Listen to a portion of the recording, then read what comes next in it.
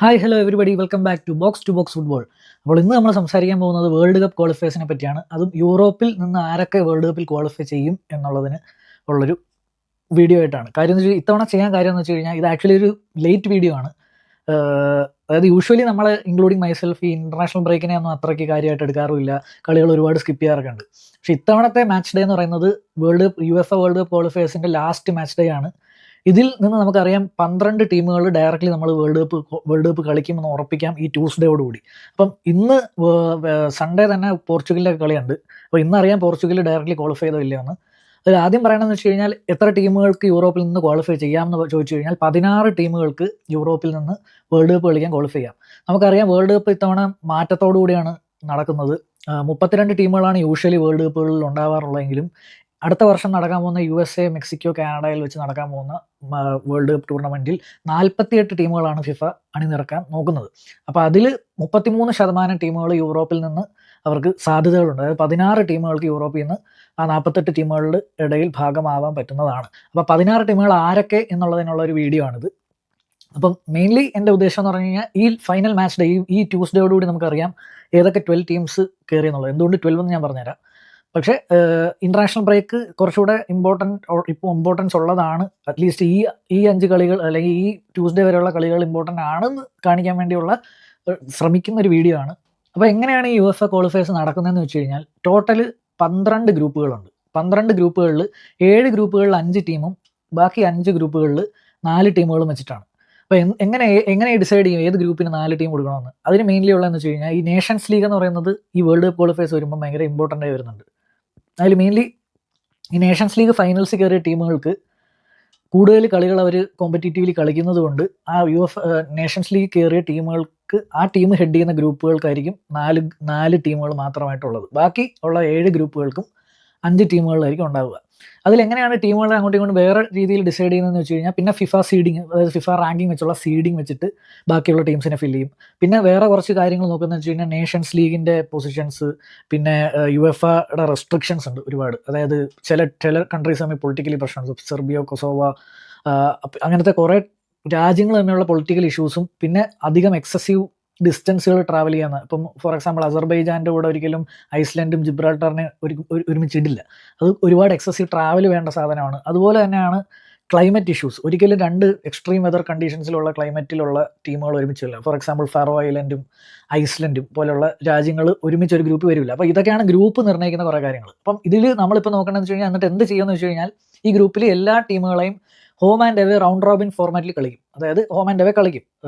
ഇപ്പം for example പോർച്ചുഗലിൻ്റെ ഗ്രൂപ്പിൽ 3 teams ഉണ്ട്. ആ 3 ടീംസിൻ്റെ കൂടെ ഇവർ ഹോമും എവേയും കളിച്ച് അങ്ങനെ 6 കളി പോർച്ചുഗലിന് കളിക്കേണ്ടി വരും. അതേസമയം 5 ടീമുകളുള്ള ഗ്രൂപ്പുള്ള ടീമുകൾക്ക് 8 കളികൾ കളിക്കേണ്ടി വരും. അവർ എക്സ്ട്രാ ടീം വരുന്നതുകൊണ്ട്. ഇനി ഇതിൽ എങ്ങനെയാണ് ക്വാളിഫയേഴ്സ് നടക്കുന്നത് വെച്ച് കഴിഞ്ഞാൽ 12 ഗ്രൂപ്പുകളുണ്ടല്ലോ. ഈ 12 ഗ്രൂപ്പുകളിലെയും ഗ്രൂപ്പ് ചാമ്പ്യന്മാർ ഡയറക്റ്റ്ലി വേൾഡ് കപ്പിലോട്ട് പോകും.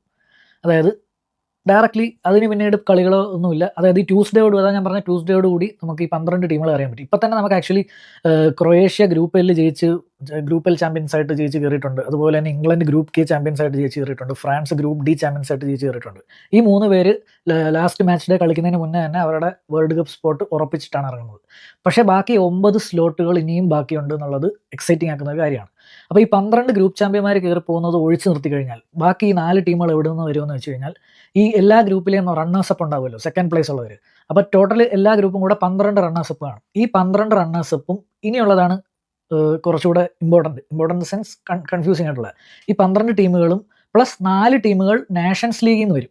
നേഷൻസ് ലീഗ് നമ്മൾ യൂഷ്വലി അത്ര ഇമ്പോർട്ടൻസ് ഇല്ലാത്തൊരു ഫ്രണ്ട്ലികളെ കോമ്പറ്റീറ്റീവ് ആക്കി കാണിക്കുന്ന ഒരു ഇതാണെന്നാണല്ലോ പറഞ്ഞത്. പക്ഷേ നേഷൻസ് ലീഗിൻ്റെ ഇമ്പോർട്ടൻസ് ഇതിനകത്താണ് വരുന്നത്.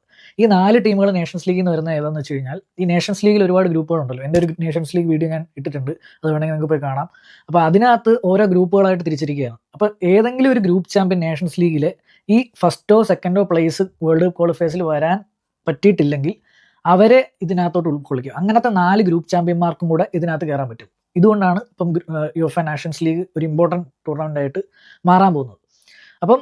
അപ്പം ഈ സെക്കൻഡ് പ്ലേസിലുള്ള 12 ടീമുകളും പിന്നെ ഈ UEFA നാഷൻസ് ലീഗിൽ നിന്ന് ഈ 2 പ്ലേസിൽ വരാൻ പറ്റാതെ പോയ ഗ്രൂപ്പ് ചാമ്പ്യന്മാരായിട്ടുള്ള ഏതെങ്കിലും 4 ടീമുകളെയും ചേർത്ത് 16 ടീമുകൾ വരും. അപ്പോൾ 16 ടീമുകളിൽ നിന്ന് ഈ 16 ടീമുകളെയും 4 ആക്കി 4 പാർട്ടായിട്ടും 4 വഴിക്ക് വിടും. ഈ 4 ആയിട്ട് വരുന്ന എല്ലാ പാച്ചസിനും സെമി ഫൈനലുകൾ കളിക്കും.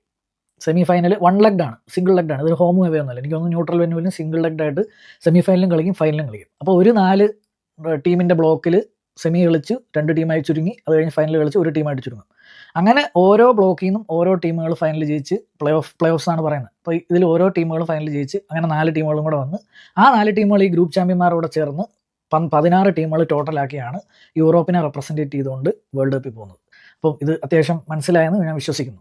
അപ്പം ഇതിൽ നിന്ന് ഞാൻ പറഞ്ഞ പോലെ ട്യൂസ്ഡേയോട് കൂടി അത്യാവശ്യം എല്ലാ റണ്ണേഴ്സപ്പിൻ്റെ കാര്യം ഉറപ്പാവും. അതുപോലെ തന്നെ ഈ ഗ്രൂപ്പ് ചാമ്പ്യന്മാരുടെ കാര്യം ഉറപ്പാവും. അതുപോലെ തന്നെ ഈ റണ്ണേഴ്സപ്പിലും ഗ്രൂപ്പ് ചാമ്പ്യന്മാരിലും ഈ നേഷൻസ് ലീഗിലെ ഗ്രൂപ്പ് വിന്നേഴ്സ് ആരെങ്കിലും ഇല്ലെങ്കിൽ അതും കൂടെ ചേർത്ത് നമുക്കൊരു ക്ലിയർ കട്ട് പിക്ചർ കിട്ടും പ്ലേ ഓഫ്സിൻ്റെയും. അതുപോലെ തന്നെ ഏതൊക്കെ 12 ടീം ഒരുമിച്ച് വേൾഡ് കപ്പ് കളിക്കാൻ പോകുന്നു എന്നുള്ളതിൻ്റെ ഇൻഫർമേഷൻസ് കിട്ടുന്നതായിരിക്കും. അപ്പം ഇതിൽ ഞാൻ പറഞ്ഞ പോലെ ഈ ഒരു മാച്ച് ഡേ ഭയങ്കര ഇമ്പോർട്ടൻ്റ് ആണ്. അപ്പം ഇതിൽ ഇന്ന് തന്നെ ആക്ച്വലി പോർച്ചുഗൽ ഡയറക്റ്റ്ലി ക്വാളിഫൈ ചെയ്യുകയില്ല എന്നറിയാം. കാര്യം കഴിഞ്ഞ കളിയിൽ അയർലൻഡുമായിട്ട് പോർച്ചുഗൽ തോറ്റതിന് ശേഷം പോർച്ചുഗലിന് ആക്ച്വലി ആ കളിയിൽ ഒരു ഡ്രോ എങ്ങാണ്ടോ മതിയായിരുന്നെന്ന് തോന്നുന്നു പോർച്ചുഗലിന് കയറാൻ. പക്ഷേ തോറ്റതോടുകൂടി കുറച്ചുകൂടെ കാര്യങ്ങൾ ടഫായി. എന്നിരുന്നാൽ പോലും ഇന്ന് പോർച്ചുഗൽ അർമേനിയനാണ് കളിക്കുന്നത്. അർമേനിയ പൊതുവേ ലാസ്റ്റാണ് ഗ്രൂപ്പിൽ. അപ്പുറത്ത് ഹംഗറിയും അയർലൻഡുമാണ് കളിക്കുന്നത്. ഈവൻ ഹംഗറി അയർലൻഡ് ഒരു ഡ്രോയിൽ കലാശിക്കുകയും പോർച്ചുഗൽ തോറ്റുകയും ചെയ്ത് കഴിഞ്ഞാൽ പോലും എനിക്ക് തോന്നുന്നു പോർച്ചുഗൽ കയറുമെന്നാണ്. But Portugal Armenia is relatively a simple opponent than ബാക്കി 2 ഹംഗറി ആയാലും അയർലൻഡും. അപ്പം എനിക്ക് തോന്നുന്നു പോർച്ചുഗൽ ജയിച്ചു കഴിഞ്ഞാൽ ജയിക്കുമെന്ന് തോന്നുന്നു. ഇന്നാണ് കളി, അപ്പോൾ അതെല്ലാം കാണുക. അതുമാത്രമല്ല ഇനി ഒരുപാട് ടീമുകൾ ഇപ്പുറത്ത് ഇനി മെയിൻ ടീമുകൾ ഇനിയും കിടപ്പുണ്ട്.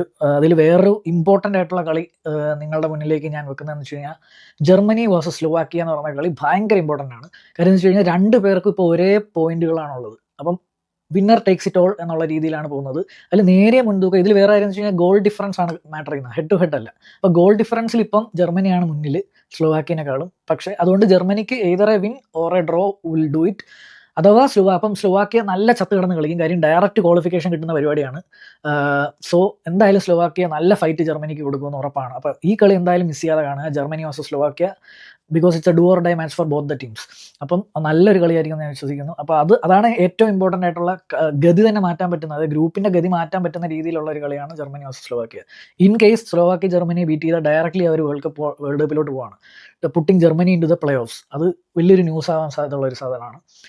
പിന്നെ ബാക്കിയുള്ള മെയിൻ ടീമുകളൊക്കെ വെച്ച് കഴിഞ്ഞാൽ ഓൾറെഡി ക്രൊയേഷ്യ, ഫ്രാൻസ്, ഇംഗ്ലണ്ട് ആരും പറഞ്ഞു കഴിഞ്ഞാൽ അവർ ഓൾറെഡി കയറി. അവരുടെ റിസൾട്ട്സ് മാറ്റർ ചെയ്യുന്നില്ല. പക്ഷേ അവരുടെ ഗ്രൂപ്പ് മാറ്റർ ചെയ്യുന്നുണ്ട്. ബിക്കോസ് സെക്കൻഡ് പ്ലേസിനുള്ള പോരാട്ടം എപ്പോഴും നടക്കുന്നുണ്ട്. അപ്പോൾ നിങ്ങൾക്ക് എല്ലാവർക്കും പോയിട്ട് എല്ലാ ലീഗ് പൊസിഷൻസൊക്കെ നോക്കി ഡിസൈഡ് ചെയ്യാം. കാണാൻ തോന്നുന്ന കളികളൊക്കെ കാണാൻ ശ്രമിക്കുക. പിന്നെ മെയിൻലി ബാക്കിയുള്ള സ്പെയിൻ ആയിക്കോട്ടെ, Denmark, Netherlands, Austria, Norway, Belgium, ഇറ്റലിയൊക്കെയാണ് ഇപ്പം മുമ്പിൽ നിൽക്കുന്നത് ഗ്രൂപ്പ് ചാമ്പ്യൻസ് ആയിട്ട്. നമുക്ക് നോക്കാം എന്തെങ്കിലും അട്ടിമറികൾ ഉണ്ടാവുമോ എന്നുള്ളത്. ഈ നേഷൻസ് ലീഗിൽ നിന്നുള്ള 4 സ്പോട്ടുകൾ ആരൊക്കെ ആയിരിക്കും പൊട്ടൻഷ്യലി എന്ന് എനിക്ക് തോന്നുന്നതെന്ന് വെച്ച് കഴിഞ്ഞാൽ, അപ്പോൾ ഈ ടേബിൾ കാണുമ്പോൾ അറിയാമല്ലോ പൊതുവേ ക്വാളിഫൈ ചെയ്യാൻ സാധ്യത കുറവുള്ളത്, ഈ ഫസ്റ്റും സെക്കൻഡും പൊസിഷൻ വരാൻ സാധ്യത കുറവുള്ള ടീംസ് ഏതൊക്കെയാണെന്ന് വെച്ച് കഴിഞ്ഞാൽ, ഒന്ന് നോർത്തേൺ അയർലൻഡ് ഉണ്ട്, പിന്നെ നോർത്ത് മസഡോണിയ, മോൾഡോവ, അതുപോലെ തന്നെ സാൻ മാരിനോ. ഈ 4 രാജ്യങ്ങൾക്കും വലിയൊരു ജാക്ക്പോട്ട് മിക്കവാറും അടിക്കും. Even though they perform not that great in world cup qualifiers, nations league അവരെ രക്ഷിച്ച് വേൾഡ് കപ്പ് ക്വാളിഫയേഴ്സിലോട്ട് ഒരു ലൈഫും കൂടെ കൊടുക്കുന്നതായിരിക്കും. അപ്പം ഇതൊക്കെയാണ് UEFA world cup qualifiers criterias. ഇതൊക്കെയാണ് ഇനി ലാസ്റ്റ് മാച്ച് ഡേയിലോട്ട് പോകുമ്പോൾ നമ്മൾ ഉറ്റുനോക്കേണ്ട കാര്യങ്ങൾ. അപ്പം നിങ്ങളുടെ അഭിപ്രായം നിങ്ങൾ താഴെ കമൻറ്റിൽ എഴുതുമല്ലോ. നമ്മളിനിയും അടുത്ത പല കോണ്ടിനെൻസിൻ്റെ വേൾഡ് കപ്പ് ക്വാളിഫയേഴ്സ് ഡീറ്റെയിൽസുമായിട്ട് ഇനിയും വരും. അതുവരെ നിങ്ങൾ നിങ്ങളുടെ കമൻസ് എഴുതുക. Thanks for watching. നമുക്ക് മറ്റൊരു വീഡിയോ കാണുന്നവരെ ബൈ.